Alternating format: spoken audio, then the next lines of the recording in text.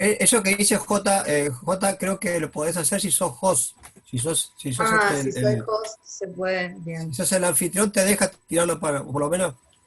Está, además. Yo quise Bueno hacerlo ahora y no saberlo. pude. Para dar clases Quise, podría ser. quise hacer lo que dijo Juanjo ahora y quedé atrapado en la pantalla del notebook. O sea, el monitor grande que tengo al lado no lo pude tirar. ¿Querés hacerlo, Lucía? ¿Querés que te lo pase? No, no, tranqui, tranqui. Pero ¿y si ponés pantalla completa no alcanza con eso? No, o sea, Arriba a yo la ya derecha lo tenés veo. pantalla completa. Bueno, ahora sí, vamos a comenzar, a dar inicio al seminario de este miércoles. Tenemos el placer de recibir a Lucía Rosich, que nos va a contar parte de su tesis de maestría. Y el título de la charla es Red de Expectativas de la Industria Manufacturera Uruguaya, Agentes y Dinámica. Bienvenida, Lucía. Bueno, muchas gracias. Para los que no me conocen, yo soy Lucía. Hola a todos. Creo que igual la mayoría me conoce ya. Y nada, como dijo Andrés, es mi tesis y se llama Red de Expectativas de la Industria Manufacturera Uruguaya, Agentes y Dinámica. Y mis tutores fueron Viviana Lancilota y Gabriel Vivía. Bueno, ¿cuál fue un poco el objetivo de este trabajo? Bueno, el objetivo principal, general del trabajo, era estudiar la formación de expectativas. ¿Cómo pensamos o decidimos hacerlo de alguna forma? Bueno, la idea fue estudiar la red de expectativas de la industria manufacturera uruguaya. Trabajamos con datos de la Cámara de Industrias del Uruguay, una encuesta que se llama Encuesta Industrial Mensual, esa es la fuente de los datos, y la idea fue tratar de estudiar cómo se estructuraban y cambiaban en el tiempo las expectativas, y de ahí tratar de extraer regularidades que nos dieran pautas sobre cómo se podía estar dando este proceso de formación de expectativas. Esta idea en realidad la bajamos en 3 objetivos específicos, que fue la construcción de las redes de expectativas reveladas respecto a la evolución de la economía, la identificación de grupos y de empresas centrales en esta red, y, y estudiar cómo esta red iba evolucionando y contextualizar macroeconómicamente los cambios, o sea, con la coyuntura, cómo iba cambiando esta red si tenía algún vínculo con la coyuntura. A ver, para que se entienda un poco, ¿qué es para nosotros una red de cercanía en expectativas? Es una red que por cómo está construida tiene a los nodos como empresas y los vínculos son las menores distancias en opinión entre estas empresas, o sea, es de alguna forma el grado de coincidencia en opinión que tuvieron en el periodo. Entonces, esta es una red que trata de minimizar el grado de discordancia entre las expectativas manifiestas de las empresas en cuanto a su opinión sobre el desempeño de la economía. Esa es la principal variable que vamos a tomar, las expectativas en cuanto a cómo esperan que va a evolucionar la economía. Y lo que hacemos cuando identificamos los grupos, de alguna forma, es identificar conjuntos de empresas con opiniones similares, y cuando identificamos nodos centrales, en realidad de lo que estamos hablando es de empresas que son representativas en su opinión, o sea, que las demás opinan más similar a ella que a otras, o que su opinión está en el medio, sirve de unión de alguna forma, o está en el camino de las opiniones de las otras. Bueno, la literatura económica sobre expectativas es súper amplia.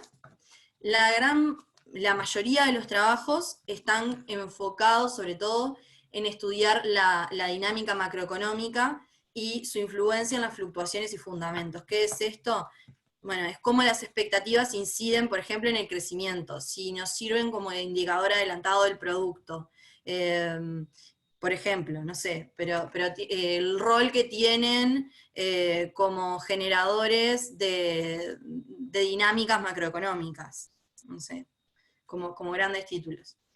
Y en realidad, en la literatura, dentro de esta gran literatura de expectativas, hay una parte que se dedica a estudiar el proceso de formación de expectativas.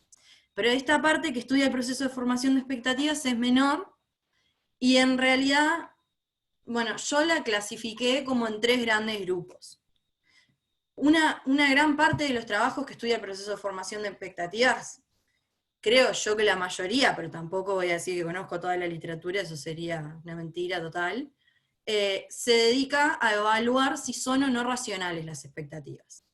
Después hay como toda otra área de trabajos, toda otra corriente, que en realidad lo que hace es como, sobre todo, cuestionar este supuesto de expectativas racionales y de plantear alternativas distintas a las expectativas racionales. Es decir, bueno, yo qué sé, con distintos tipos de información o agentes heterogéneos, hay mucho de economía comportamental que viene por este lado de explicar las expectativas como producto de agentes no racionales, digamos.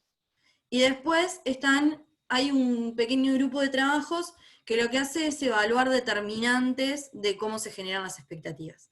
Estos últimos trabajos son sobre todo más de administración o de gerenciamiento, y lo que hacen es, en su mayoría hacen como paneles, por ejemplo, y estudian si las expectativas de determinados agentes o si las expectativas de un gerente, por ejemplo, podrían estar explicadas o no por determinados factores de la empresa, o si las expectativas de la empresa podrían estar incididas por determinados factores de las características de la empresa, el sector, la actividad, etc. Digamos. Por ese lado es que estudian determinantes. Los trabajos que hay para Uruguay, en su mayoría son sobre expectativas de inflación. Y también vienen sobre todo por el lado más de la influencia de las expectativas en la dinámica macroeconómica, y un poco hay algunos de estos trabajos que también testean si las expectativas son o no racionales. Pero así, en el estilo de este trabajo que les voy a mostrar, no había para Uruguay. Lo más cercano, en realidad, son los trabajos de Viviana, que ella trabaja sobre todo como a las expectativas como indicador adelantado del producto, o evalúa cómo puede explicar, cómo se relaciona con la dinámica macroeconómica, sobre todo, cómo se relaciona. Entonces, un poco las ideas centrales que van a estar detrás de este trabajo, o que están detrás de este trabajo. Hay sobre todo un trabajo principal, que lo tomo como marco teórico principal, que es un trabajo de Potts del año 2000, en el cual él plantea que las expectativas surgen de una red de agentes heterogéneos, y que la dinámica de las expectativas depende de cómo se va dando esta red. ¿Qué es lo que él dice? Él dice que los agentes, para tener información, necesitan que algo o alguien se las haya transmitido, y que van a conectarse con otros en la red, y según con quienes estén conectados y la información que reciban de estos otros con los que se vinculan la red, es que van a poder, de ahí es que nacen sus habilidades para formar sus propias expectativas, de sus vínculos con los otros. Por eso, de alguna forma, y de cómo se van conectando ellos a su vez con otros, es que se va generando la dinámica que establece el proceso de formación de expectativas. Por eso él dice que las expectativas en realidad surgen de una compleja red formada por agentes heterogéneos. También hay elementos de la sociología económica, como que, por ejemplo, señalo acá el trabajo de Beckert, que él lo que plantea es que los individuos básicamente están condicionados por su entorno y por sus vínculos, y que sus decisiones van a estar condicionadas por este entorno y por estos vínculos. Y también apoya esta línea de razonamiento la economía comportamental y las limitaciones que tienen los agentes para formar expectativas. En este sentido podemos ver, por ejemplo, los sesgos de Kahneman, o los sesgos de Thaler, ahí hay que corregirlo. Son los sesgos de Thaler y las ilusiones de Kahneman y Tversky, y además la teoría prospectiva. ¿Qué es lo que dice la teoría prospectiva? Es que a los individuos, en resumidísimas cuentas, es que nos pesan más las pérdidas que las ganancias, que vamos a reaccionar distinto ante las pérdidas que ante las ganancias. Y también tomamos elementos teóricos de redes sobre la posición de un nodo en la red, y cómo ésta incide en la información que el nodo tiene disponible, y en cómo se vincula y en cómo procesa información según cómo está posicionado. Sobre todo la centralidad da una señal de cómo es el nodo en relación a los otros. Bueno, en síntesis, ¿qué nos preguntamos? Nos preguntamos si existe una red de cercanía en expectativas de crecimiento de los agentes que conforman la industria manufacturera uruguaya. Nos preguntamos si se pueden distinguir grupos y nodos centrales, y nos preguntamos si es posible notar cambios en el tiempo de esta red, y si estos cambios se pueden vincular o no con la dinámica macroeconómica. ¿Bien?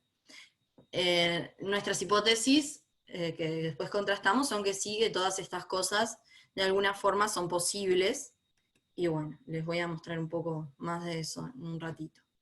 ¿Por qué creemos que es importante este trabajo? Bueno, nosotros creemos que si logramos entender más sobre el proceso de formación de expectativas, vamos a poder ayudar a construir políticas que estén alineadas con las expectativas de los individuos. Si las políticas no están alineadas con las expectativas de los individuos, es muy difícil que funcionen bien.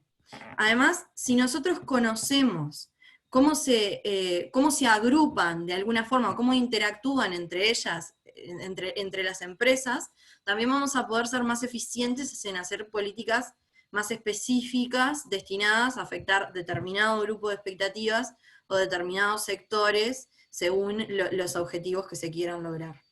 Entonces nosotros entendemos que estudiar la interacción entre estas expectativas de alguna forma es un primer paso en acercarnos a entender cómo se da esta red y cómo se va a dar el proceso de formación de expectativas. Y que, bueno, puede ser una pequeña contribución a esto de irnos acercando a conocer cómo se da el proceso y después asesorar mejor, digamos.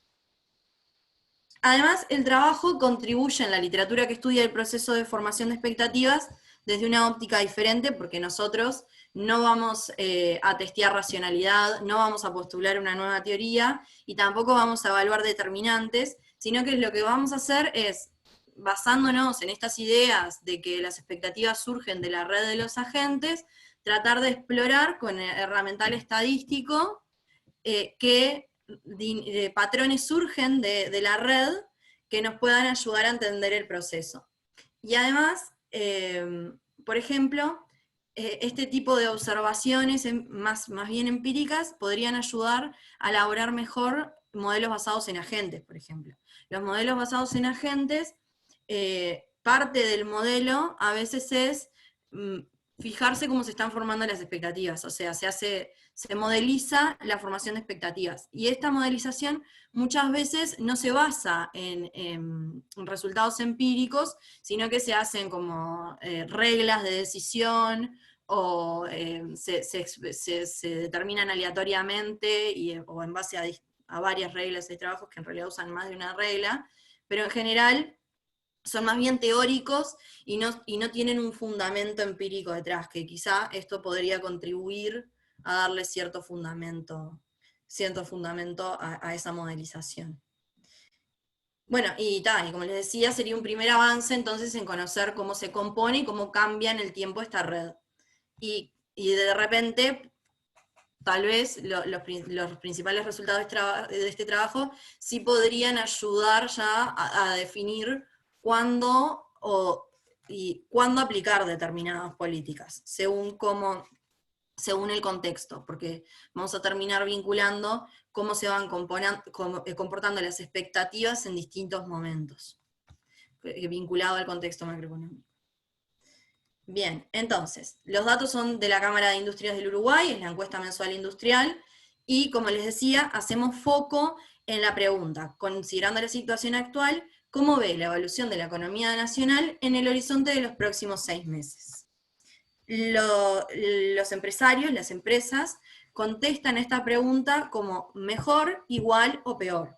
Nosotros esto lo decodificamos como 1, 0 y -1.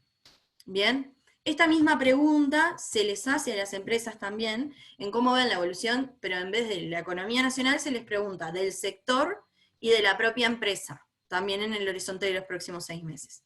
Ahora les voy a mostrar en un ratito un ejercicio comparado de cómo se comportan en promedio estas respuestas para las 3 categorías. Bueno, uno de los temas principales que nosotros tenemos para aplicar esta metodología es que necesitamos un panel balanceado. ¿Por qué necesitamos un panel balanceado? Porque nosotros, para calcular la distancia en opinión, necesitamos contar con las opiniones de las empresas para los mismos momentos y para todos estos momentos durante una ventana de tiempo. Eso nos llevó a, primero, decidir hacer una transformación semestral de los datos. Tomamos el modo de las respuestas semestrales y a restringir la muestra, ¿bien? Porque necesitábamos, de todos los datos que teníamos, armar un panel balanceado. Como bien saben todos ustedes, mucho más que yo, sin duda, cuando tomamos el modo, teniendo este tipo de respuestas, teníamos casos que se repetían. La forma que resolvimos, o lo que decidimos hacer, fue tomar la que considerábamos que era la respuesta semestral representativa. Entonces, si nosotros teníamos un caso de empate, de que en el semestre la cantidad de respuestas mejor y peor eran las más frecuentes y en un mismo número, tomábamos 0 como respuesta representativa. Tomábamos como que en promedio en el semestre esperaban que se mantuviera igual, digamos. También si empataban las 3 respuestas, tomábamos 0. Ahora, si empataban se mantendrá igual, con la economía empeorará, considerábamos que en realidad pensaban más que la economía empeorará. O sea, tomamos el -1 como respuesta representativa, y tomamos 1 cuando empataban 0 y 1. Al final, lo que terminamos obteniendo fue un panel balanceado con 31 observaciones semestrales representativas de 61 empresas. La CIU recaba datos, además, desde el 97, y nosotros cortamos la muestra de enero de 2003 a junio de 2018, porque lógicamente la mayoría de las empresas, había un 26% de las observaciones que eran de empresas que, el 26% de las empresas de la muestra las perdíamos porque dejaban de existir a partir del 2003. O sea, se morían en la crisis de alguna forma. A partir del 2003 ya no las veíamos en la muestra. ¿Qué es lo que está representado al final en este trabajo? Bueno, cuando nosotros nos quedábamos con toda la muestra entre enero de 2003 y junio de 2018, cerca del 91% del valor bruto de producción de la industria quedaba representado con al menos una empresa que perteneciera a su división de actividad. A ver, ¿cómo se construyó este 91,3%? Por cada empresa, si yo tengo una empresa de una división de actividad determinada, tomo el valor bruto de producción de esa división de actividad. Todo el valor bruto de producción de esa división de actividad, aunque yo tenga una única empresa, ¿bien? O sea, estoy sobre representando de alguna forma, pero al menos tengo una empresa de esa división. La suma del valor bruto de producción de todas las empresas para las que tengo al menos una observación, me daba 91%. Cuando yo restringo que mi panel sea balanceado, o sea, me quedo con las que tienen observaciones semestrales representativas para todos los semestres de este periodo, el valor bruto de producción que queda representado es un poco más que la mitad, es del 55% más o menos, 54,6%. Lo mismo pasa a nivel de valor agregado bruto y de puestos de trabajo. Me quedo con cerca de la mitad de la industria, si se quiere. Estas empresas son, esta muestra se toma eligiendo empresas representativas que en su conjunto representan a toda la industria. Yo acá me estaría quedando más o menos con la mitad. ¿Con qué mitad? Bueno, de alguna forma son las empresas más privilegiadas o las más fuertes, porque fueron las que lograron sobrevivir durante todo el periodo, y además tuvieron una participación activa en la encuesta como representativas durante todo el periodo. ¿Bien? Bueno, acá lo que muestro un poco es eso que les contaba, de la comparación de las respuestas cuando las empresas contestan respecto a la empresa, al sector o a la economía. En general, las empresas tienden a ser más pesimistas sobre la evolución de la economía que sobre su propia evolución y sobre la del sector. En general, sobre suelen ser más optimistas sobre ellas mismas que sobre el sector, y más optimistas sobre el sector que sobre la economía. Para la economía son predominantemente pesimistas. Cada puntito, cada línea representa las respuestas promedio que tuvo una empresa durante todo el periodo para la economía en rojo, el sector en naranja y su propia empresa en verde. ¿Por qué podría explicarse esto? Bueno, yo la explicación que le encuentro es sobre todo por el lado de la economía comportamental, y hay 3 ilusiones al menos de las que plantean Kahneman y Tversky que podrían estar explicando esto. Son las ilusiones de validez, que es que la empresa podría estar subestimando la tasa base al momento de dar su predicción sobre ella misma. La ilusión de sagacidad, que es que las empresas suelen tener como una confianza excesiva sobre sí mismos. Esta ilusión, por ejemplo, la usan en economía comportamental para explicar por qué se dan las compras y ventas en los mercados financieros, como que suelen pensar que lo van a hacer mejor que el resto. Y además, la otra es la ilusión de aptitud, que es que para sentirse más seguras hay amenazas que no las consideran, que creen que a ellas no les va a pasar porque ellas conocen más el mercado, ya saben dónde están, como que se tienen una confianza excesiva, de alguna forma, van por el mismo lado. Bueno, entonces, como les decía, las respuestas son en promedio predominantemente negativas para cuando hablamos de las expectativas respecto a la evolución futura de la economía, y una cosa que implementamos fue clasificarlas. Nosotros vamos a clasificar a las empresas y a los grupos según sus respuestas promedio. ¿Cómo lo vamos a hacer? Bueno, vamos a tomar la distribución de las respuestas promedio de las empresas y las vamos a dividir en cuartiles. El cuartil más bajo lo vamos a llamar pesimista. El segundo cuartil más bajo lo vamos a llamar pesimista neutro. Al tercero, que es el segundo más optimista, digamos, lo llamamos optimista neutro, y a las más optimistas, que son las que contestan en forma más optimista dentro de la distribución, las vamos a llamar optimistas. ¿Bien? Bueno, la metodología. Lo primero que hicimos, una vez que teníamos elegido el panel, fue calcular las distancias. Estas distancias las calculamos de 2 formas. Todos los resultados en realidad los sacamos inicialmente de 2 formas, para las 2 definiciones de distancia. Una de ellas es la coincidencia. ¿Qué es esto? Si en un determinado periodo, en un semestre, la respuesta representativa de las 2 empresas coincide, entonces ahí la distancia entre ellas es 0 para ese semestre.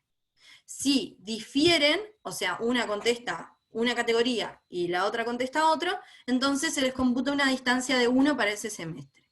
La distancia de todo el periodo va a ser la suma de las distancias para cada semestre. Y el valor absoluto, en realidad lo que hace es penalizar el grado de discordancia entre las respuestas. O sea, si una empresa contesta mejor y la otra empresa contesta peor en un determinado semestre, ahí la distancia va a ser de 2. Si una empresa contesta igual y la otra contesta mejor o contesta peor, la distancia va a ser de 1, y si contestan lo mismo, la distancia va a ser de 0 para ese semestre. Una vez que teníamos la matriz de adyacencias, la matriz de adyacencias es la matriz de distancias de todas entre todas. ¿Bien? Una vez que tenemos esas distancias, lo que hacemos es aplicar el algoritmo de Kruskal, que lo que hace es armar un árbol de mínima expansión. Se va eligiendo los vínculos más chiquitos en forma sucesiva, sin que se formen bucles. Toma el vínculo más chiquito, después busca el siguiente, se fija que no estén formando bucles con las otras, si no lo están formando, se queda con ese, y así se va repitiendo hasta que se va quedando con la red que minimiza la distancia total y forma un árbol de mínima expansión. Ese árbol de mínima expansión va a tener 61 nodos, que son nuestras 61 empresas, y va a tener 60 vínculos, que son las 60 menores distancias elegidas para formar el árbol. ¿Bien?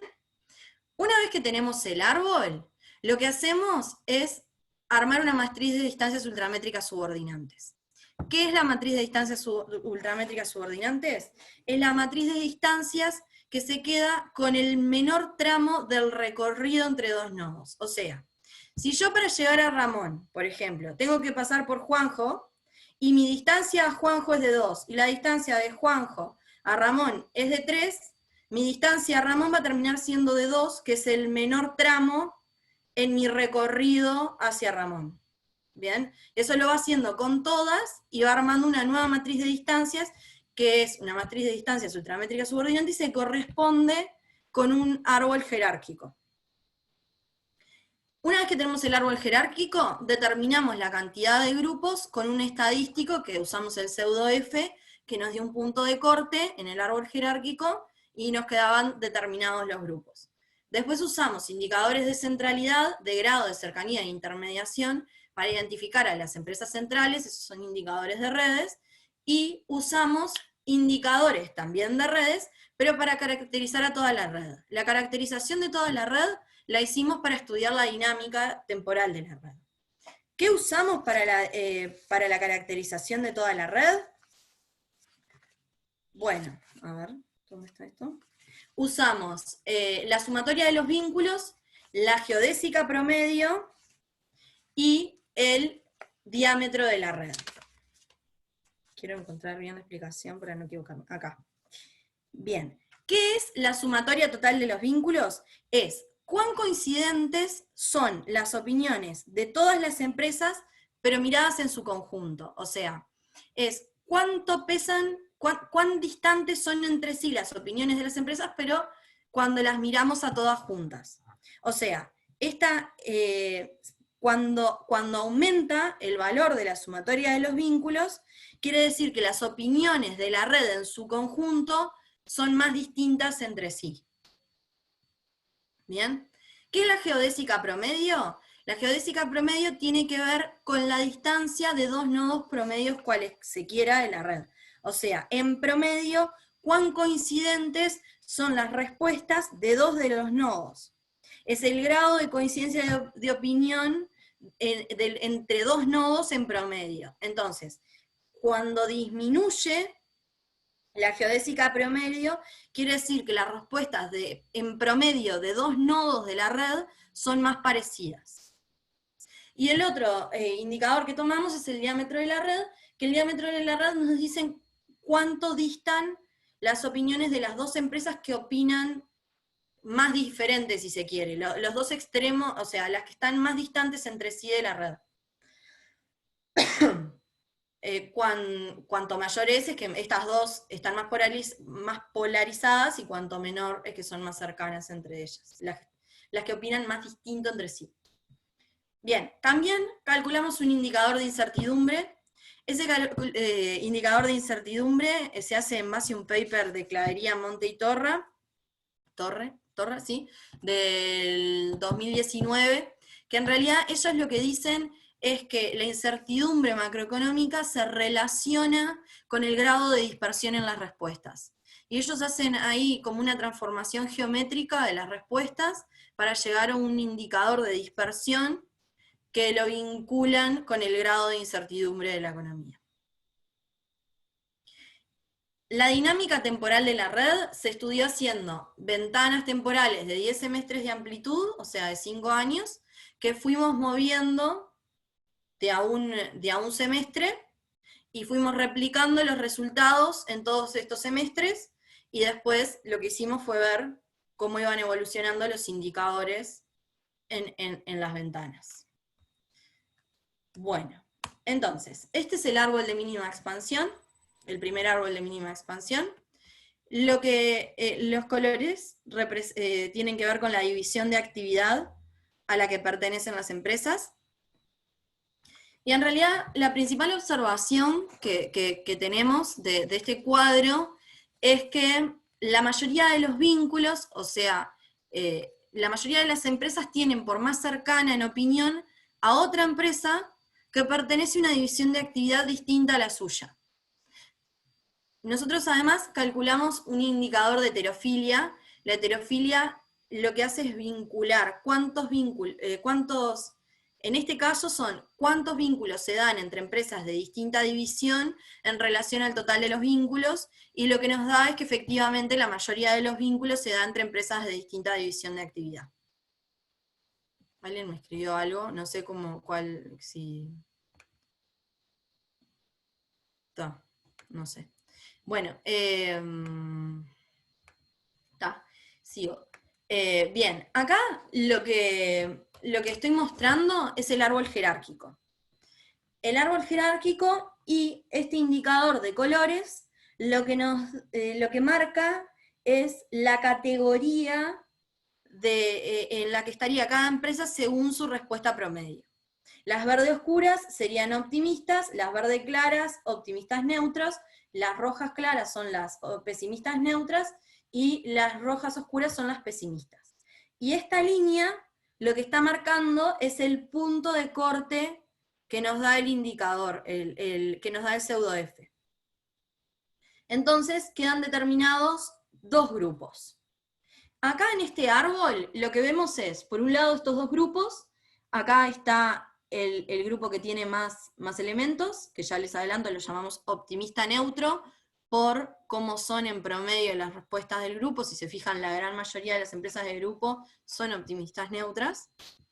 Y al otro grupo lo llamamos pesimista, son dos empresas altamente pesimistas, de hecho contestan casi todos los periodos que esperan que la economía vaya a empeorar. Esa es otra característica de los datos, que es que hay una alta persistencia. De hecho, cerca del 34% de las empresas difieren rara vez en su respuesta. Contestan para todos los semestres casi que lo mismo. Ramón, ¿me querés preguntar algo ahora o después? ¿Está? Sigo. Bien, después, otra cosa. Acá las que estoy marcando con círculos verdes son las empresas más optimistas de todas. Son las que tuvieron como respuesta promedio 0,45 o más para todo el periodo. Y las que marco en rojo son las más pesimistas de todas, que estas dos que forman grupo también estaban. ¿Qué es lo que vemos? Es que las empresas pesimistas en realidad son más que las optimistas, y además suelen estar más cercanas entre sí, o sea que los periodos en los que contestan en forma más pesimista suelen ser los mismos, y las empresas que contestan en forma más optimista, sin embargo, no suelen estar coordinadas de la misma forma en los momentos en que contestan en forma más optimista. Por eso es que las más pesimistas también forman grupo, y las más optimistas no. Bien. ¿Qué más sabemos de los grupos? Sabemos que el grupo optimista neutro tiene 8 nodos y el pesimista tiene 2. Sabemos que la heterofilia dentro del grupo optimista neutro es de menos 0,14. Esto quiere decir que dentro de este grupo sí la mayoría de los vínculos se dan entre empresas de la misma división de actividad, que no pasaba para toda la red. Esto es cuánto representaría el valor bruto de producción y en puestos de trabajo el grupo. Y después lo que tenemos son sus respuestas promedio, y justamente lo que vemos es que el grupo optimista neutro es más optimista en promedio que toda la red. Además, verificamos de alguna forma que efectivamente son mucho más cercanas entre sí que con otras. Las dos empresas que distaron más en opinión para todo el periodo dentro del grupo optimista neutro distaron en 4 con ambos cálculos de distancia. Una cosa curiosa es que para los dos grupos los resultados fueron los mismos, y en la determinación de grupos también usando las dos métricas de distancia. O sea que en eso no incidió penalizar el grado de discordancia en las respuestas. Sí incidió después en los resultados de cómo van cambiando los grupos en la evolución temporal, pero en esto no incidió.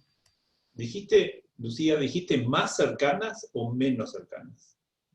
No, son más cercanas. Dentro de un mismo grupo son más cercanas entre sí. Opinan en forma más parecida. Capaz que dije mal. Pero sí, son más cercanas en el grupo. En este cuadro lo que les quería mostrar es que hay empresas que tienen como roles claves dentro del grupo. En particular, la empresa 257 y la empresa 83. La empresa cualquiera de las dos tiene un grado de 6. ¿Esto qué quiere decir? Que se vincula con 6 otras empresas de la red. ¿Y eso qué quiere decir? Quiere decir que hay otras 6 empresas que la tienen por empresa más cercana en opinión a ella que a cualquier otra de la red. Y además, la empresa 257, de estas 6, hay 5 que son de su grupo. O sea que hay 5 de las 8 empresas del grupo que tienen por empresa más cercana en opinión a la empresa 257. Eso quiere decir que la empresa 257 es clave en la conexión interna del grupo. La empresa 83 también tiene 6 vínculos, pero de estos uno solo es con su grupo. Así que es clave en conectar al grupo con el resto de la red. Eso es básicamente lo que quería resaltar. Bien, para contextualizar un poco los datos. Acá lo que estamos viendo son las tasas de crecimiento promedio anual del producto y el promedio anual de las expectativas. Básicamente, bueno, el producto entre 2004 y 2014 creció por arriba de la media histórica, que es de un 2% si consideramos los datos desde 1980, ¿no? El año de mayor incertidumbre en el crecimiento, si se quiere, fue el 2015, que fue un año que tuvimos un crecimiento virtualmente nulo, nada, Silvia se ríe porque lo dije pensando en que nada, el contexto regional fue súper complejo y hubo una particular incertidumbre, y para los que nos acordamos, también un bomberío publicitario sobre que se venía una crisis más o menos también había en la vuelta. Y bueno, y la dinámica de las expectativas, ¿no?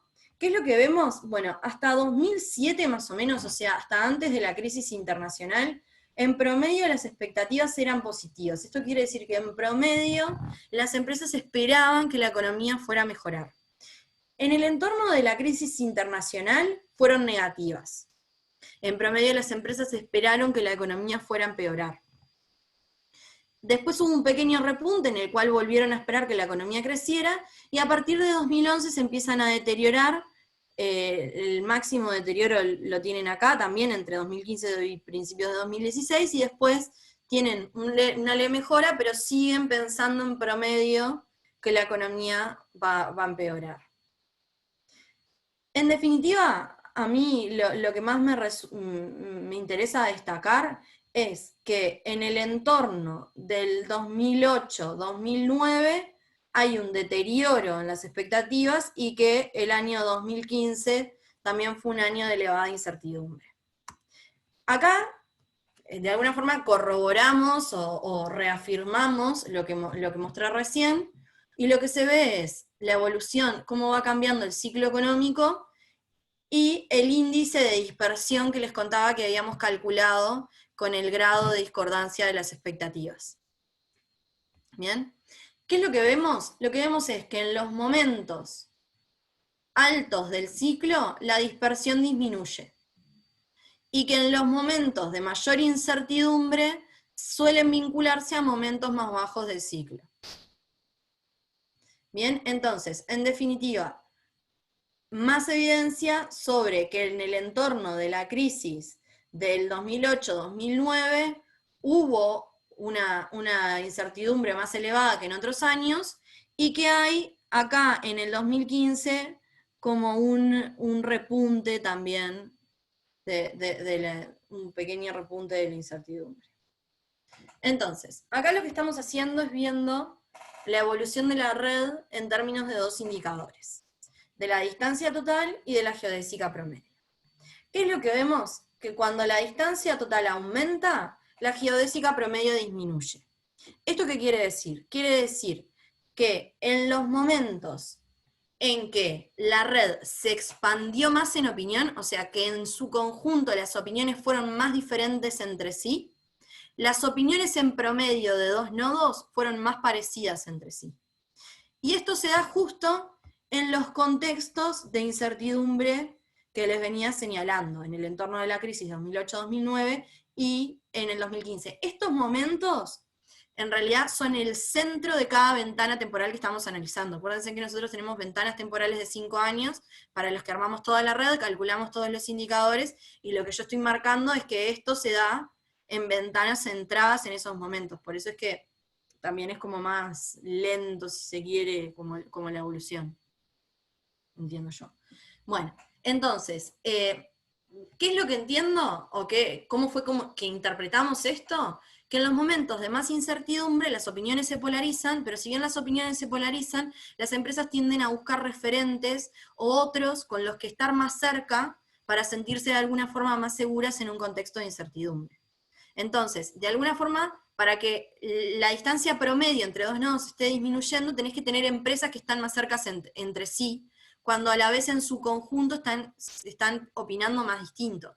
Entonces, eso podría indicar una propensión a formarse pequeños grupos de opiniones más similares, pero que a su vez se polarizan más entre sí.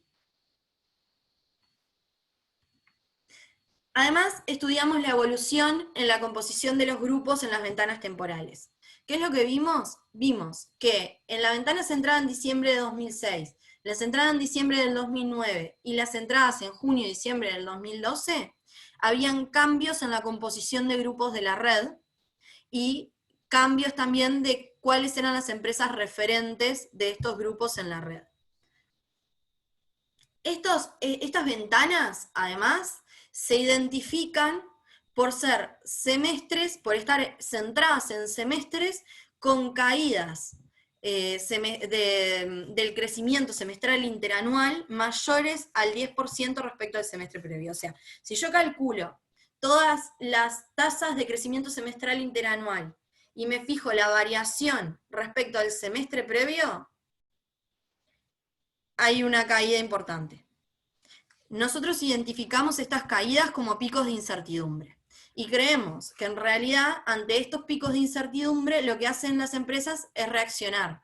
O sea, si yo estoy en afinidad con otros, en opinión, y me confío a que la economía va a crecer como venía creciendo, y esa parte de esa confianza me la dan el opinar similar a otro, que puede ser o no mi referente en la red, y de repente yo veo que esto no fue así y que fue mucho peor que lo esperado, mi aversión al riesgo me va a hacer buscar seguridad, o al menos, en principio, distanciarme de quien estaba tomando como referente.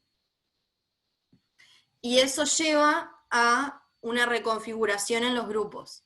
Y después se conforman otros grupos, o a veces se vuelven, ahí no, que vuelven a estar juntos, pero está, como que las opiniones se distorsionan ante picos de incertidumbre.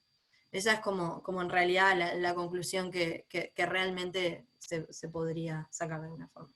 Y otro comentario que es interesante es que cuando nosotros analizamos los grupos en las distintas ventanas temporales, lo que observamos es que los nodos de mayor centralidad, en general, pertenecen a ramas de actividad altamente vinculadas con la competencia internacional. O sea que son empresas que tienen, de alguna forma, por sus características, son más competitivas y están más vinculadas a la información internacional y tienen como ciertas ventajas comparativas en ese sentido. Las que son centrales en las opiniones. Entonces, pudimos construir una red de cercanía, pudimos ver grupos y empresas centrales. Bueno, estuvimos hablando de que teníamos el grupo optimista neutro y el pesimista, de los roles que podían tener determinadas empresas dentro del grupo optimista neutro. Vimos que predominaban las empresas pesimistas y que estas solían estar más coordinadas y que había una alta persistencia en las respuestas de varias de las empresas. Y al estudiar la evolución de la red, vimos que en los momentos de mayor incertidumbre, las empresas más cercanas en opinión se encuentran menos distantes, pero que aumenta la distancia total de la red, y que los cambios de composición en los grupos se vinculan con momentos a los que llamamos como de picos de incertidumbre. Bueno, nosotros lo que creemos es que reducir la incertidumbre puede colaborar o colabora a que las expectativas se encuentren más alineadas, que las expectativas se desordenan con la incertidumbre de alguna forma. Y que tener identificados grupos de opinión y referentes nos podría ayudar a mejorar la eficiencia de las políticas destinadas al sector, porque podríamos hacer una orientación más específica sobre los grupos que queremos incidir. Y además, trabajar esta línea puede ayudar a tener insumos para los modelos basados en agentes. Bueno, tenemos muchas preguntas para hacernos para el futuro, como qué explica o determina la formación de los grupos, si hay empresas que toman las expectativas de otras como referentes, si efectivamente tenemos, por ejemplo, algún tipo de dinámica de líderes en la formación de expectativas. Uno de los principales problemas que tenemos para responder a ambas de estas preguntas es que no tenemos muchos más datos sobre las empresas, para no decir que no tenemos más datos sobre las empresas. Y sí hay más datos a nivel de rama de actividad, pero no a nivel de empresa. Y bueno, otra pregunta que surgió es si podríamos mejorar la predicción del producto si en lugar de mirar las expectativas de todas las empresas miráramos solo las de algunos agentes centrales. Y que nada, que estaría bueno poder comparar con otras economías o con lo que sucedería con los grupos de informantes sobre datos de inflación, pero no contamos con resultados para comparar todavía. Bueno, los escucho. Espero no haberlos aburrido mucho. Para nada, Lucía, muchas gracias por la presentación. Y abrimos el momento de preguntas. Ramón levantó la mano a mitad de presentación y fue ahí que escribió en el chat, porque le dije que la dejábamos para el final y me quiso contestar a mí, por eso fue la confusión. Y podemos No arrancar me con acostumbré a Ramón. mirar el chat todo el tiempo. Ramón, si querés. Perdón, mala mía que no contesté, no te contesté a vos, sino que contesté para todos. Sí. A ver, una pregunta, Lucía, yo, porque desconozco totalmente, andate al principio donde explicaste más o menos cómo es la cantidad de empresas que te quedan, 61 empresas, sí, cómo es, al principio de todo, eso, sí. No, está bien, eso. No, bueno, está, eso que está acá, en realidad yo desconozco, no tengo idea si la muestra esa es una muestra, digamos, no sé si una muestra, no tengo idea porque nunca la vi, es una encuesta, ¿cómo es que se hace? Esta encuesta, Sí, la en el primera sentido, muestra de esta encuesta fue diseñada, sí, ahora no me acuerdo del año, pero como por el 2007 me suena, no, en el 97, claro, cuando se largó. En el 97, con ayuda del INE, para seleccionar empresas que fueran representativas de toda la industria en su conjunto. Que fueran representativas de todas las empresas con 5 o más empleados. Lo que sucede es que después se fue ajustando en distintos momentos para que siguiera siendo representativa. Y bueno, entonces, algunas de las empresas en realidad que se pierden por los ajustes de la muestra, por ejemplo, que se ajusta en 2013, creo, y en 2015, por ejemplo. No sé si están todas, pero por ahí me suena. Sí, no, en realidad la pregunta era si de esas 61 de 275 que te quedan, que es 61 porque son las que obtenés a lo largo del tiempo, son siempre las mismas porque es un panel, ¿no? Claro. Pero ¿qué parte de la muestra, o sea, qué parte de la muestra son, es decir, si tienen alguna característica particular de las ramas industriales?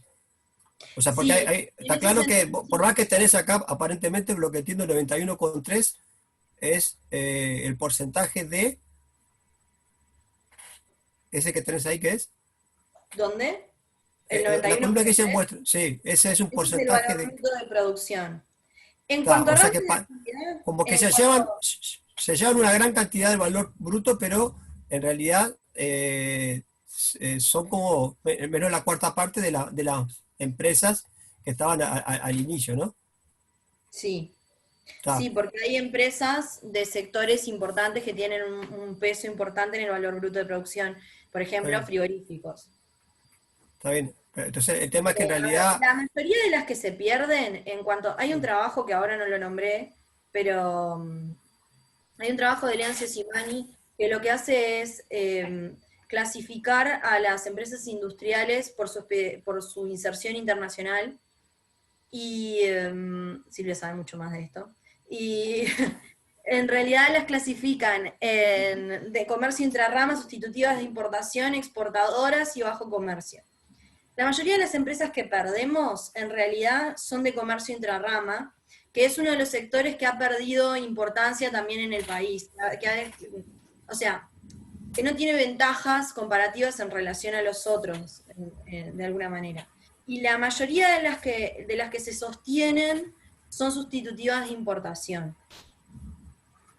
O sea, como que en realidad Por ejemplo, son las farmacéuticas. no parece ser un problema que baje tanto esa cantidad. O sea, como que esas que no las estás No, viendo, no en importa. principio es una buena representación, o sea, para los datos que hay es una buena representatividad, digamos. En términos de valor, pero no en términos de la rama. ¿A qué te referís en Claro, términos porque de...? cada uno supuestamente pertenece a una rama industrial, ¿no? Sí, cada uno pertenece a una rama industrial, a ver si lo... Entonces que en realidad, si bien se lleva mucha cantidad de lo que producen, del total producido por todas, en realidad hay una cantidad de ramas que se pierden y que no están siendo representadas en estas 61 que son las que se dicen en el tiempo. Esa es Es verdad. una pregunta. La otra, si te entendí bien, me perdí un poco con la lámina anterior, que es la de las distancias, pero en todo caso dejarlo para después. Eh, el tema que tiene que ver con, cuando dijiste que formabas la red, que tenías 61 nodos y 60 enlaces. Eso más adelante, ¿no? Anda para adelante cuando dijiste que armaste la... Kruskal, el algoritmo de Kruskal. Sí, en realidad esto es una red rara, pues una red donde, si te he entendido bien, es una red donde las distancias, mejor dicho, las empresas están solamente conectadas de a una. Sí, son redes de mínima expansión, todas las redes de mínima expansión son así. Se quedan con los vínculos más importantes y se van quedando de a uno, digamos. De cada empresa seleccionan uno. Lo que no quiere decir que una empresa tenga un solo vínculo, porque si es más cercana a muchas otras, va a tener más de un vínculo. Entonces ahí es donde me pierdo cuando vas a las métricas que son medio como convencionales de las redes donde sí puede haber más de un enlace entre nodos. Digo, pero probablemente sea cuestión de ver. La idea es la misma, o sea, vos te referís a la centralidad Sí, claro, pero el tema es que es diferente a verla en una red que tiene esa cosa. O sea, sobre todo, por ejemplo, la distancia promedio, o como dijiste vos, la distancia que vos a Juanjo, la Juanjo conmigo, en realidad son básicamente de la cantidad. O sea, es como que vos lo que seguís es un hilito entre puntitos y donde no tenés forma de, digamos, de bypassar. O sea, que hay todo como caminos. sí tenés formas de bypassear. Hay empresas que quedan posicionadas eso sí, mira. Acá tenés empresas, por ejemplo, mira, la 12. La 12 queda entre la 177 y la 142. Mm. O sea, sí tenés empresas que van a ser intermedias a otras. Está Lo bien, que pasa es pero que ahí cada por lo que veo en uno- el dibujo, ahí ese dibujo que es lo que está diciendo, que esas dos están enlazadas, ¿no? Sí, o sea, capaz que no se ve mucho, pero sí, todos estos son vínculos. Esto es un vínculo, esto es un vínculo. Acá hay otro vínculo, acá hay otro, Ah. acá hay otro.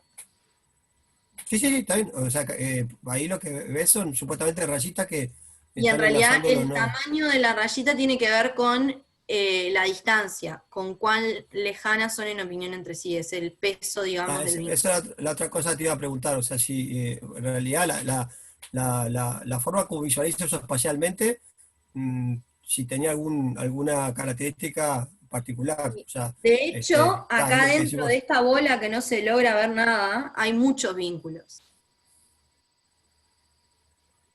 Sí, sí.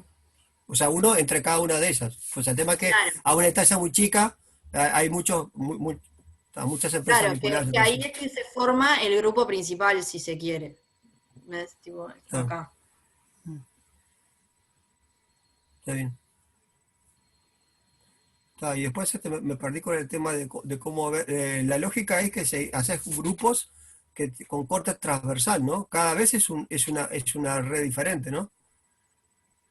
Sí, ¿Y cuando cómo, yo y tomo las cómo, ventanas temporales, voy a tener un árbol, una red de mínima expansión para ahora las respuestas de esa ventana temporal.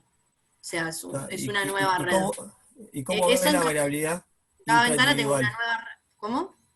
La variabilidad intraindividual. O sea, vos ves que varía la red en cada foto que sacás de la ventana, pero no ves en realidad cómo varía cada nodo. O sea, ves Bueno, cómo un varía, poco pero en sí. realidad está incorporada, esa información está incorporada a la forma que tenés de hacer los clústeres.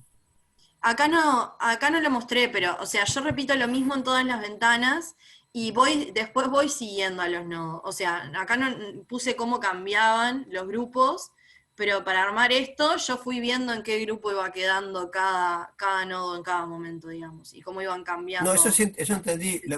La pregunta era si para formar los grupos tenés en cuenta la dinámica intraindividual, o solamente estás teniendo en cuenta como fotos, o sea, como que cada clúster o agrupación se forma de acuerdo a la foto de cada red en cada momento.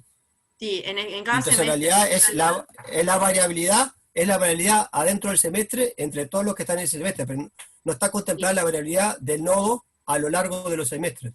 No, son los mismos. En la forma de agrupar. Nodos. Si aparecen bien, o desaparecen nodos, eso no lo estamos viendo.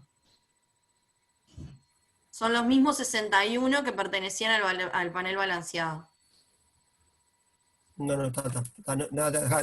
después hablamos más en detalle, porque si no voy a hablar solamente yo, la idea es que los demás pregunten. Está Silvia y Juanjo que quieren hablar. Gracias. Gracias, Román. Silvia, por favor. Me parece que no estaba Juanjo primero, no sé. Bueno. A mí me apareces vos primera, pero bueno. Capaz que es un orden aleatorio. Nada, que esto es, primero felicitarte, Lucía, por el enorme trabajo que sé que hiciste y cómo aprovechaste los datos de la industria y de lo que hay sobre expectativas. Y un poco apuntaba a una reflexión a ese sentido, o sea, no hay las encuestas de expectativas, por lo menos que yo conozco hasta ahora, y capaz que Lucía ha profundizado más en todo eso, son o las que realiza el Banco Central, como digamos, como organismo oficial, que tiene una encuesta de expectativas sobre inflación y sobre producto, que venía como muy alicaída sobre la cantidad de empresas que contestaban. Ahora aparentemente le dieron como un refuerzo y por ejemplo la de inflación ahora contestan 17 personas, antes eran 4, 5 personas, empresas. Y esta encuesta tiene la particularidad de que a pesar de todo esto que estábamos viendo, que Ramón te preguntaba sobre la representatividad y demás, es una encuesta que tiene bastante tiempo y que se ha mantenido, digamos, bastante activa en cuanto a la cantidad de respuestas, ¿no? Y bueno, en ese sentido, es como lo que hay para hacer un seguimiento más profundo sobre lo que es la relación de las expectativas y las empresas. Es como la base de datos que hay, por lo menos la que yo conozco. No sé, Lucía, si vos te acercaste a alguna otra. Sé que el INE tiene algo, pero tampoco muy público y no sé en qué. O sea, la que hace los precios. Bueno, y entonces una de las cosas que vos querías como analizar sobre esta conformación de las expectativas, ¿no? Por lo que entendí del objetivo de tu trabajo, el centro de la cuestión es, nosotros tenemos las expectativas, tenemos cómo evolucionan en el tiempo, y te interesaba saber cómo se conformaban, ¿no? Cómo es el proceso de conformación de las expectativas de este grupo que es la industria. Claramente no, es una pregunta, no es claramente, justamente, es una pregunta. La industria ha tenido un desempeño bastante complicado desde 2012 en adelante, les ha ido bastante mal, y bastante mal en términos de crecimiento de su producción,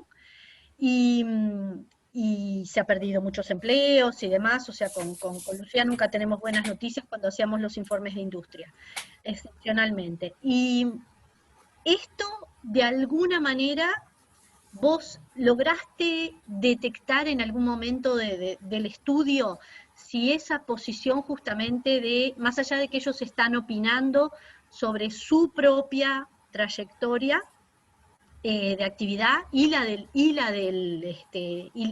agregado de la actividad del país, si esta posición de que la industria tiene una posición propia general, ¿no? Estamos mirando en general, no todas las empresas que están ahí les ha ido igual. si eso ha pesado sobre hacia dónde van las expectativas de ellos. O sea, si tener un subgrupo como este, como representativo de expectativas de la economía, que es lo que tenemos, no está influenciado con su propia trayectoria de la industria. Sí, o sea, de hecho, viste que yo les decía esto de los picos de incertidumbre y que eso desarmaba los grupos. De 2012 en adelante no se conforman más grupos claros en las ventanas temporales. Quedan como totalmente desordenadas entre sí. Es eso. Después de esas caídas importantes en 2012 y que el producto de la industria empieza a bajar y demás, como que dejan de estar alineadas hasta entre ellas. Eso está bueno, eso sí. Quedaste silenciada. Que Perdón, Silvia, que fui yo. llegaste a eso me parece que es súper interesante, sobre todo porque sobre ese análisis que estás haciendo del comportamiento, cuando una variable como la propia trayectoria del sector la determina de esta manera, que es muy importante, porque a partir de 2012 no hay buenas noticias en general, hay apenas, hay ganadores y perdedores, ¿no? Pero no, eso influye mucho y pensando en esto como lo que uno en general lo utiliza, ¿no? Como la información de cómo se conforman las expectativas en general. Así que, dale, muchas gracias.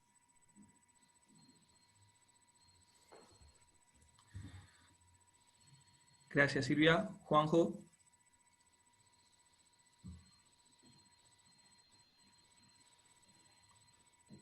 Sí, a mí Lucía, me desconcertó un poco, claro, no haces análisis de clúster, digamos, del estilo multivariado, haces otra cosa. A la matriz de distancia tenés un nombre mucho más elegante para ponerle, tiene como tres adjetivos después de la matriz. Y el dendrograma ese que dibujaste, lo cortás en un determinado lugar y decís, hay dos grupos. Sí. Yo diría que a esa altura hay como 20 grupos. Dos grupos hay allá arriba del todo cuando la 91 se junta con todo el resto, digamos, que la 91 por lo visto... No, yo me refiero a que acá me queda un grupo y acá me queda otro grupo. Todos los otros, en realidad sí, todos los Los otros andan todos dispersos. Sí, son grupos de un nodo. De uno o dos o algo así, está. Claro, pero cortando esta altura, en realidad, si yo llevara todas las rectas hasta abajo, cortando esa altura me quedan todos de una. Ahí va. Y otra pregunta, la 257 esta, que no sé ni qué es, ¿sabés ¿sabés si es una empresa central en sí? ¿O es un frigorífico, sabemos que es un frigorífico, sabemos que, bueno, que por ser un frigorífico es exportador y seguramente tiene mucha más información que otras. De hecho, es raro porque la 83, que es la que conecta con el resto de la red, no en el grupo, en realidad es la única que es de bajo comercio, bueno, la única no, pero es una de las, bueno, sí, yo diría que la única que hoy en día es de bajo comercio, porque en realidad bebidas sin alcohol, hoy en día, no sé si la podríamos clasificar, si volviéramos a hacer lo de Leoncio Simani, no sé si sería bajo comercio, porque hoy está mucho más vinculado con la dinámica internacional, son más multinacionales las que hacen hoy las bebidas sin alcohol. Y en realidad, la 83 esta son elaboración de productos de panadería, como si tuviera, todas las otras en sí están mucho más vinculadas con la dinámica internacional. Esa es una posible hipótesis de por qué se agrupan, de que en realidad todas cuentan con una información diferencial respecto al resto de alguna forma. Podrían estar contando, o sea, las tendría que conocer más. Pero sí, esta 257 es un frigorífico, y bueno, nada, sabemos que es un frigorífico. Es lo único que puedo asegurar. Gracias, Juanjo, por la pregunta. ¿Alguna más? Nadie ha levantado la mano. Sí, en el chat. Yo de vuelta, perdón, que no la felicité a Lucía, perdón que arranqué preguntando sin felicitarla. Y la otra cosa es no sé si la que te iba a preguntar, que capaz que la respuesta que tenés al final de todo, andate a la última lámina. ¿La de las preguntas? ¿O esta?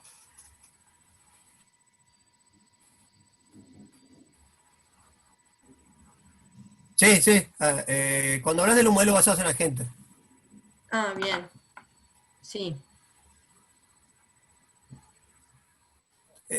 Yo lo que pensaba era que de pronto había, a ver si entendí bien, capaz que de pronto lo que hay es un modelo de basados en la gente medio teórico y que vos de alguna manera lo podés calibrar justamente con estos datos. Bueno, ¿Es eso? en realidad lo que pasa es que, a ver si puedo dar algún ejemplo que... A ver, en un modelo basado en agentes, con agentes heterogéneos, la formación de las expectativas se aleatorizan las expectativas y se le aplican Sí. 3 reglas de decisión. Un determinado porcentaje de las empresas deciden según, de las empresas no, de las personas, porque los que conozco son con personas y en realidad son con expectativas de inflación, deciden según cómo le fue al resto. Si el resto le pegó a las expectativas y optimizó y le fue mejor, entonces yo le copio. Otro porcentaje de las empresas aprende de sí misma. Si le está yendo mejor que antes, entonces sigue por el mismo camino y si no, cambia. Otro es totalmente random. Yo lo que voy es que con este tipo de resultados, por ejemplo, en el modelo basados en agentes, en vez de decir, ponerle que se formulan con estas 3 reglas, se puede decir, bueno, se forman por grupitos, y se forman por grupitos mirando a una del grupo, que es la central, por ejemplo. Y que la regla sea seguir a las centrales y que cambien de central, por ejemplo, cuando la economía cae o cuando tienen una distorsión de algún tipo. Como que la regla se base más en una observación empírica. A eso va. Entonces es al revés lo que yo pensaba. No tenés una propuesta teórica que lo calibre con estos datos, sino que vos de alguna manera armás un modelo teórico a partir de estos datos. Claro, esa sería como la idea. Gracias. De hecho, tenemos un proyecto ahora, que la idea con Emiliano y con Gabriel y con Viviana y con Gabriela, que estaba hace un rato, y con más gente, es un proyecto enorme, que una partecita es tratar de hacer algo así, de regularidades empíricas, usarlas como base para la generación de expectativas en el modelo basados en agentes.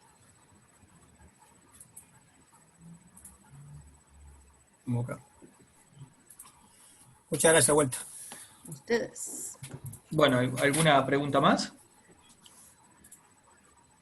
Si no, ya le agradecemos a Lucía por la charla. No, ¿nos desconectamos y nos conectamos a las 4?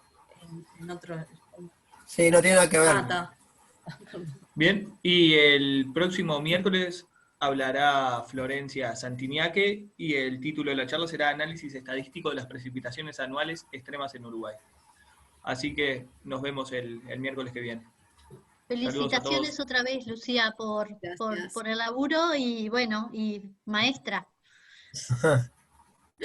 Gracias a todos. Nos vemos. Excelente, hasta luego. Chau, Lucía, un beso. Chau a todos. Hasta luego.